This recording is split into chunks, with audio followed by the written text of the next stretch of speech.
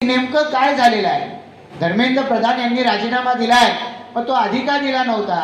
आणि मग पंतप्रधान म्हणून नरेंद्र मोदींनी आमचं त्यावेळेला आधीच का ऐकलं नाही? तर मला या संदर्भामध्ये फार बोलायला आवडणार नाही. काँग्रेस जनता पार्टीचं आंदोलन आहे, हे आंदोलन मोटिवेटेड आहे, कुठे ना कुठेतरी दुसऱ्याच्या प्रेरणेने आहे.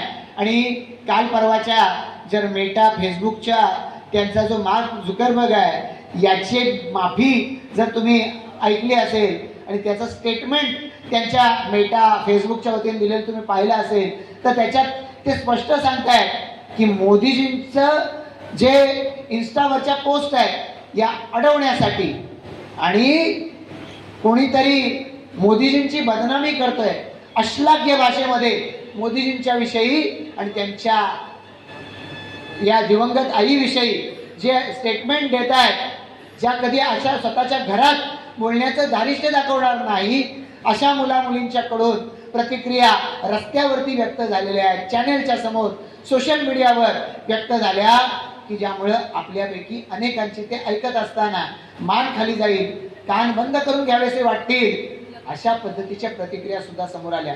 नेमकं याच्यातलं खरं चित्र काय आहे?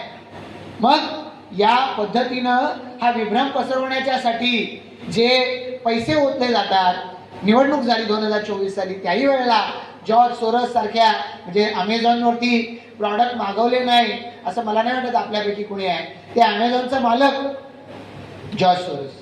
म्हणजे अशा पद्धतीनं या ठिकाणी म्हणजे जॉर्ज सोरस प्रत्यक्ष त्याचा मालक नसेल, पण या पद्धतीनं वेगवेगळ्या कंपन्या ज्या अमेझॉन पासून सगळं काम करतायत, या कंपन्यांच्या पाठीमागची ताकद, यांच्या पाठीमागचे मोठे स्टेक होल्डर्स, शेअर होल्डर हे जॉर्ज सोरस सारख्या संस्था आहेत की ज्यांना भारतासारखा देश प्रगतीच्या दिशेनं पुढे जायला नको आहे. आणि म्हणून मग वेगवेगळ्या मार्गानं ज्या ज्या वेळेला संसदेचं अधिवेशन असतं त्या अधिवेशनाच्या 1 महिनाभर आधी काहीतरी सुरू करायचं आणि अधिवेशनामध्ये गोंधळ घालून अधिवेशन यशस्वी होत नाही असा शिक्का मारून टाकायचा.